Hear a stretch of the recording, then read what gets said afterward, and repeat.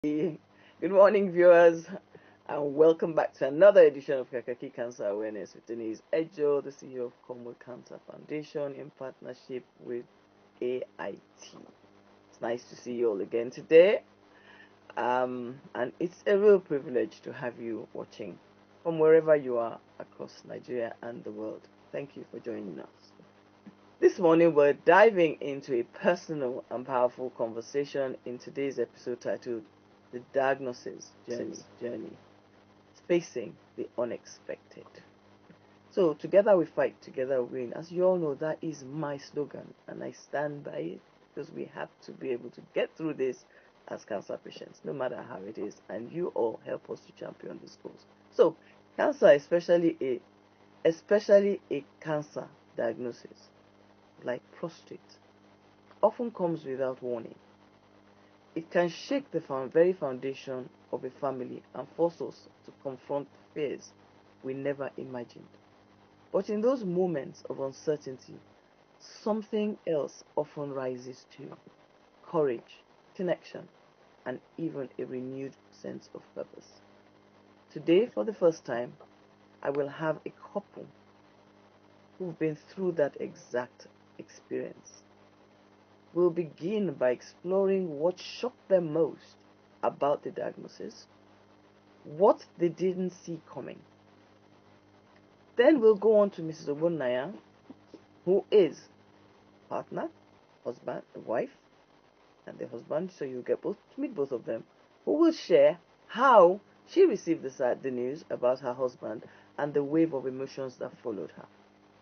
As they open up about how they both processed their early days, the fear, the hope, maybe even some of their denials, will also reflect on how communication played a crucial role between them. The tough conversations, the honest moments, and the silent strength in between. So now, as we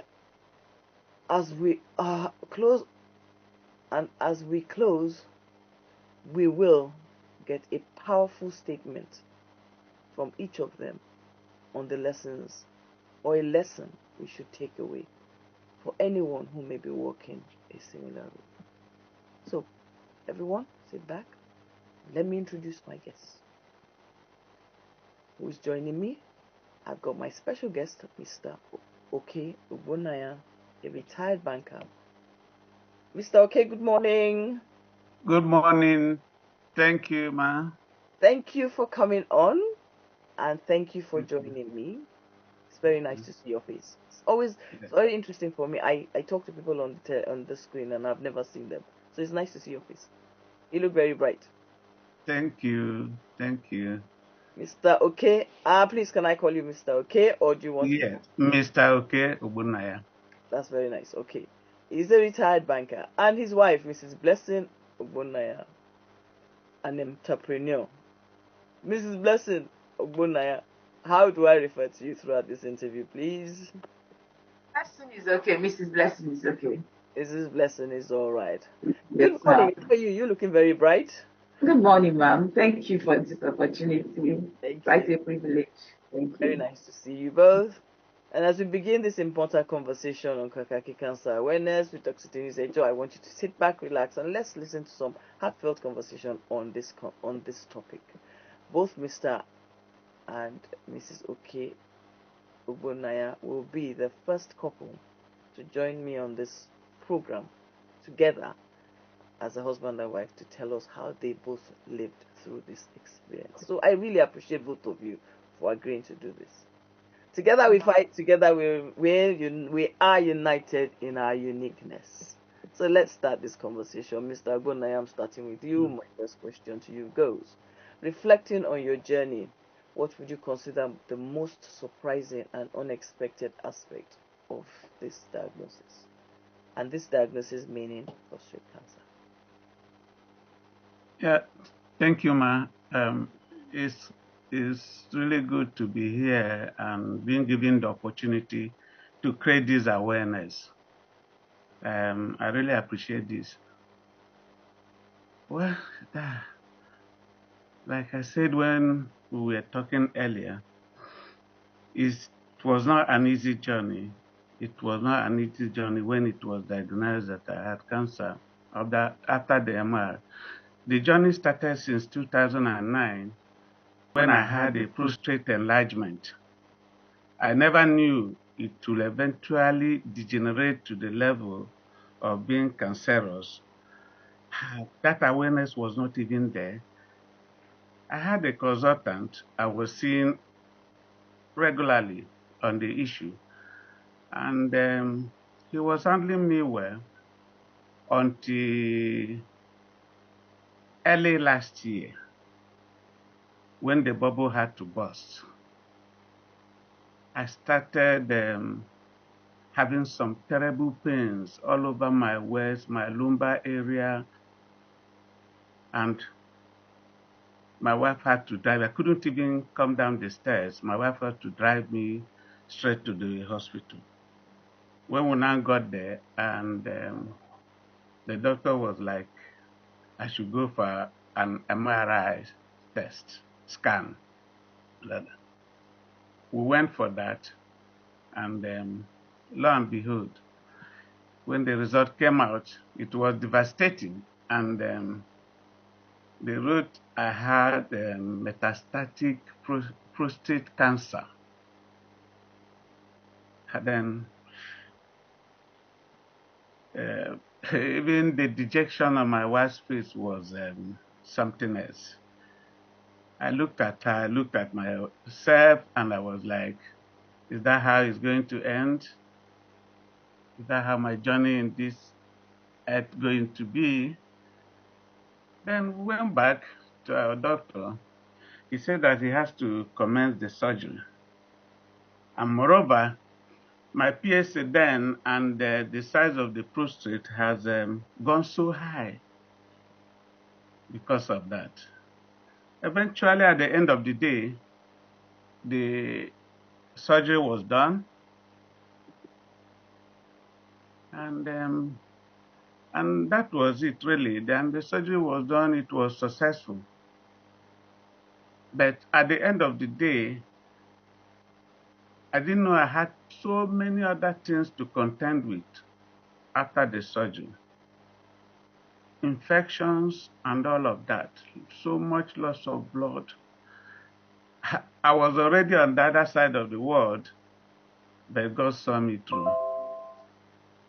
And sometimes people don't even know that cancer might not really kill you as they think, but the post-management of the cancer treatment, like post-management of the surgery, was the main issue there that was even more devastating, because a whole lot of things came out and all at the same time. And I think it was really God on our side that also contributed to my survival. Thank you so much. Thank you. Yeah. Thank you. I find I realize it's quite a hard conversation for you to have. Yes. But thank you for starting this conversation. Maybe your wife can help us a bit more. Mrs. Blessing, how are you? You have a good smile on this morning. So now I'm going to ask you, how did you learn? How did you first learn about your husband's diagnosis? And you see, he's just said that when he looked at your face, um, the initial reaction was something to go by. So can you talk to us about that?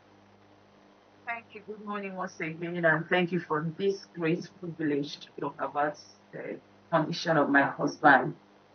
Like he started, he was has have been having prostate enlargement for some time, and so he kept going for you know consultations and taking his medications. But earlier last year, pains started coming in from all angles, and my husband is the type he doesn't like going to hospital.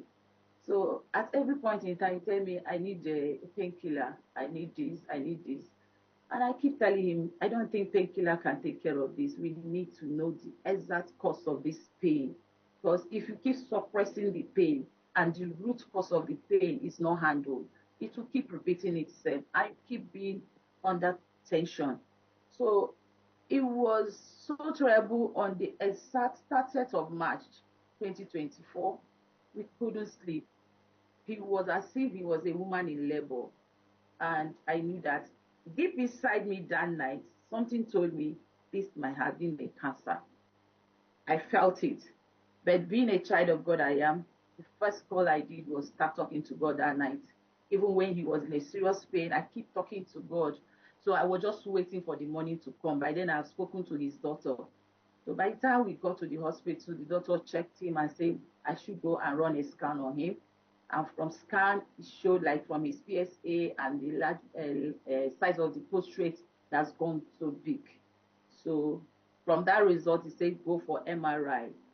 The MRI he sent us was the one that couldn't show at first. It couldn't show exactly the extent of the damage already, but because I knew that I need to go home with something, I insisted on the people in the hospital that was running the MRI, please can you do a second one for him and go deeper, let me know exactly what's happening. And lo and behold, it took like hours. And by the time the result came out, they were afraid to give me the results. My husband could not even stand the MRI because he was on a serious pain. He can't sit, he can't stand, he can't lie down. So it was difficult trying to handle him that day. But God helped me. My younger sister that was with me, we were able to keep him calm. And by the time they gave me the result, I saw the faces of the result, the people giving me the result, and they were like, Madam, just be calm, just be calm. So I called the doctor and took the result to him. And I said, the next step is to run a biopsy. So he took a sample of his this thing and took to lab. The night he sent me that biopsy results, 2 weeks after, I looked at the results, came in as a WhatsApp message. I I looked at my husband by my side on the bed. I could not talk to him, but I forwarded the message to my daughter. My daughter happened to be a medical lab microbiologist, so she understood better than me, and she said, "Mommy, Daddy should not know about this. She don't know the level of the cancer spread because it has metastasized his kidney, his lumbar area, a lot of things." So we just kept praying. So the next morning I talked to the doctor, what's the next step to this? He says surgery. I have to go in for surgery. It wasn't easy because the money he was calling is not something I could afford at that moment. But thank God for family, thank God for friends. I have to rally around. I was able to raise the money and he went in for the surgery. And the first surgery was okay. After 2 weeks, we went back for a scan. The scan could not show that it was still big. So the doctor already told me that once it's bigger than 100 grams, that he must definitely have to go for a second surgery. And that second one was a terrible one because there was a lot of complications. When he came out from the theater, he was having blood clot in his tummy. The catheter cannot flow. His stomach was stiff and big, growing big. That was the moment they said that they have to take him back to the theater again, do a bypass, begin to take out blood. At that moment, he was losing so much blood, looking for blood. And it wasn't easy. But I thank God that God gave me the strength. Honestly, the journey from 4th of May he entered into theater to July was a very emotional, draining one. But I keep holding on to God, keep praying with my children, keep talking to God and speaking to the doctor. In fact, after the second surgery, I went to meet the doctor. What's this? What do you think will be also? He said, at this point, I don't know. If you know how to pray, go on and pray. And I knew that it can only be God that can save my husband at that point in time. So I intensify my prayers. It was emotional. I keep crying, but I never cried in presence of my husband. I hid a lot of information from him so that he can be stable to go through the treatment that was being offered to him at that moment. It was quite emotional. Most times I will leave him on the hospital bed. I will walk out to the reception. I'll cry my eyes out. I'll come back. I'll clean my face, making him feel that all is well, that God is with us in it. That was it. Thank you. Wow, where I was coming from because so from that, Did it bring fear, denial, hope? Was it a mixture of feelings? Yeah, initially I had a lot of fear because I have had friends that had cancer. I went visiting them and I saw how deteriorating their condition was until they died. So at a point in time, the devil was giving me the notion that the husband is going to die. He's going to die. So I had that fear at that initial time.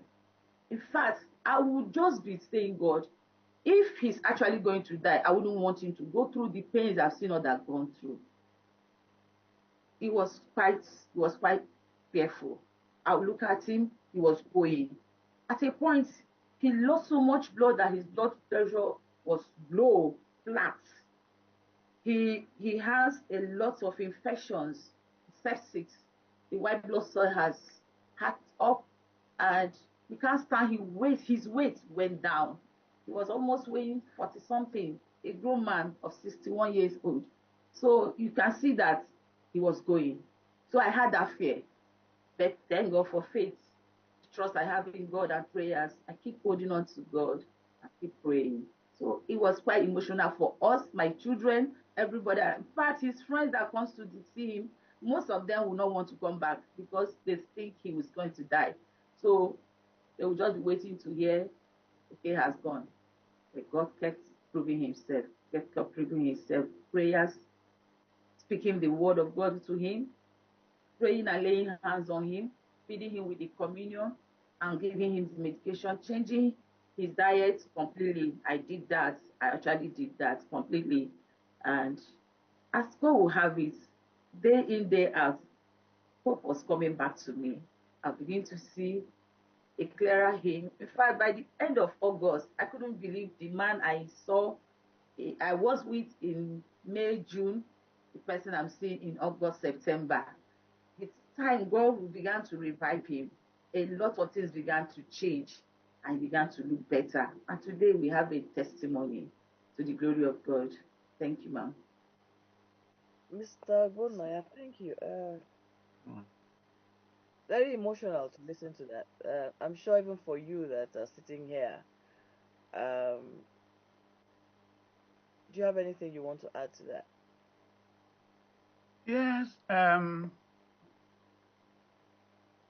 at some point, I felt the same way.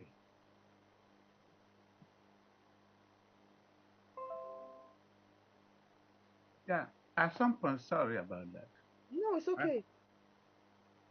At some point, I felt the same way. I, I had to ask, I told God, even if you can't hear my prayers, uh, please answer the prayers of my wife and children. Because, like I told you earlier, when I look, especially my son, when he was always by my side, and I'll look at him, I'll be like, how is he going to take it? He was always in the car, even when we were running up and down, going to the hospital, going to do the scan.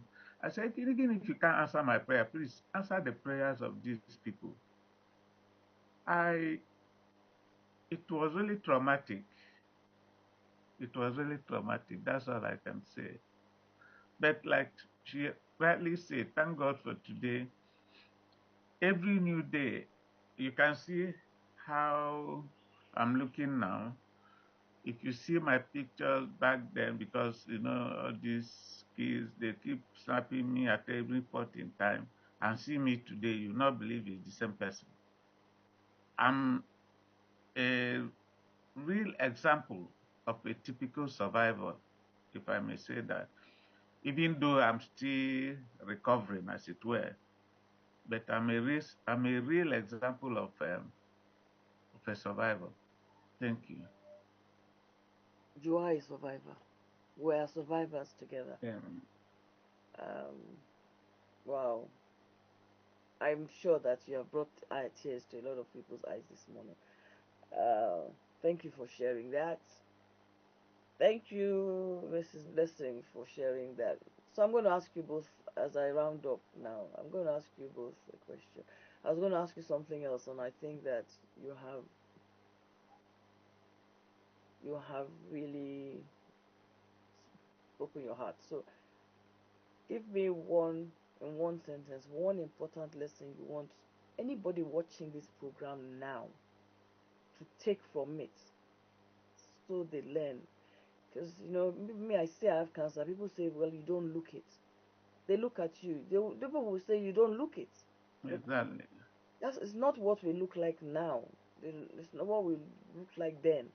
What lesson will you give to one person? Give me one sentence conclusion from your perspective, Mr. Gona, Mr. Yeah, I think maybe you must have made our mistakes at the early stage.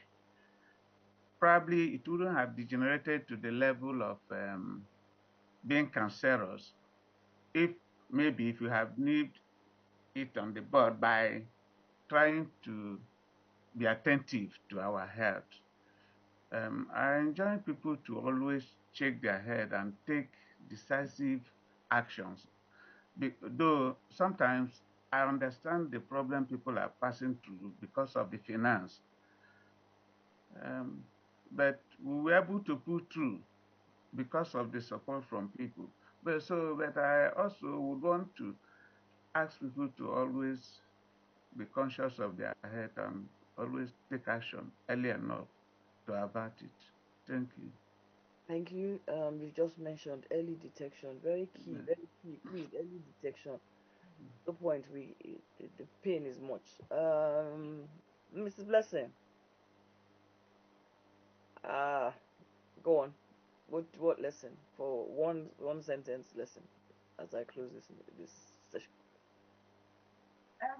My one lesson I want to give out to people there is, as a caregiver to my husband, what I learned was that always pay attention to the details of what is happening to the person you're watching over.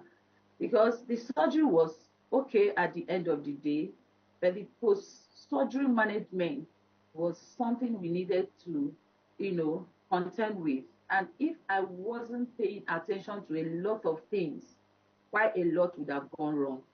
And maybe he wouldn't have been here today to share his testimony.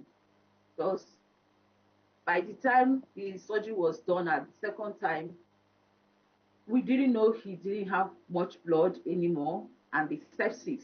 So that would have been a death trap that would have taken him, not the cancer. The surgery was okay and was handled, but the management of the surgery after it was done is very, very important. And I want to advise that most medical doctors should know their area of specialization. If you're done with your area, lead your patient to the next person that will take up from where you stop and handle him or her better. That is my lesson I have to drop today. Thank you, ma'am. Thank you. No, I agree with you on that one because that is a very key thing. I don't get it. People don't. They should step aside so that other people can finish up the work for us. Because I too, I went through sepsis and I didn't know what sepsis was until I got it, and it resets your brain. I think as somebody that your brain resets on the meaning of sepsis. So really, both of I'd really like to thank you for sharing your story. Thank you for sharing your experience. You know, maybe with time we'll get more people like you to come together as a group and let's talk more and see how we can change the narrative for other cancer patients across Nigeria. To my viewers, I want to say thank you for watching us.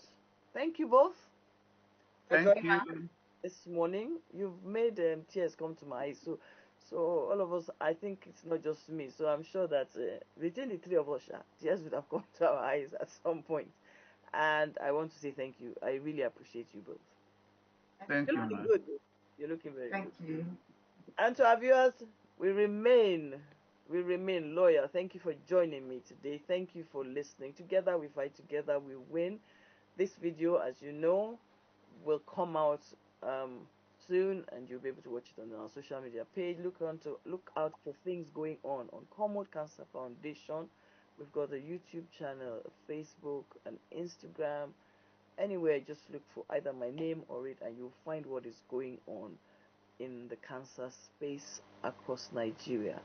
Please remember, early detection made a big impact. And to our medical practitioners, please, Mrs. Obunaya has highlighted something. Please, to those who understand what it means, please help us to help ourselves to be alive. I really appreciate you all. Thank you for joining me. I don't know what we're doing next time, but I will get back to you, and I will see you again in 2 weeks' time. It's really been a pleasure seeing you again, and we look forward to seeing you in the next 2 weeks. Have a lovely day. Have a lovely weekend. Oh, I won't see you till Easter. Have a lovely Easter. Have a lovely. Our message is very clear. Together we'll fight. Together we win.